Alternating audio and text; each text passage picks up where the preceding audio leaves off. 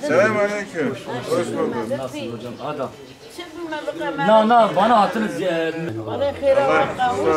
Biz evde olmasa olup olmasa Mustafa olsun. Bütün ekiplerde sıkıntı. Geliyorlar. Yok. Memnun muyuz? Recep Bir isteğin var mı? تشكي من تزدرق مدن التورن من لبا مري قديم من لمدن Babanın yanına gidiyoruz. Tamam müdürüm. Allah razı olsun.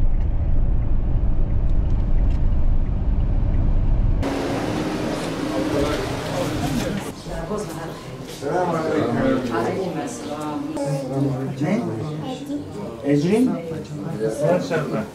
Nasılsın? İyi misin? Alhamdulillah.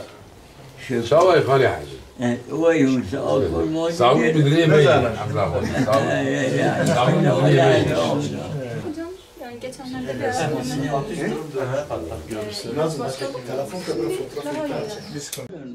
أجل حتى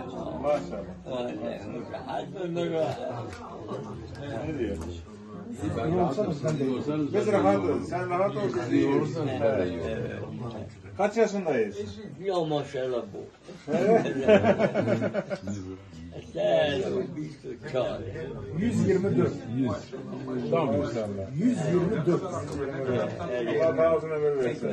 زان كاكوهين دولتنا ودولة أدي فونداسيون Ben 15 yaşındayım. Maşallah. ولا 15 yaşında görmüşsün. Allah şifa versin. Bir yemek isteğin var mı? Hadi. Allah şifa versin. Selamünaleyküm. Nasıl iyi? Nasılsın teyze? Ne var ne yok? İyi misin? Elimizden geleni yapıyoruz. Sizler de kıymetini bilin. Emin olun kaybettikten sonra insanlar değerini alıyor. Yani bu evde oturmaları, bir nefes alıp vermeler ve her şeyde. Onu söyleyeyim. Ha, bunu da sana getirdik. Küçük bir hediye. Tamam. Hadi. Allah'a emanet ol. Sağ olsun hocam. Görüşmek üzere. Sen iyi ol, biz iyi oluruz. Arkadaşlar geliyor daima. Değil mi? Bunu şey yapalım. satıyoruz zaten. Allah razı olsun. Sana küçük bir hediye getirdik. Tamam. Oldu. Hadi Allah'a emanet ol. Bize dua et.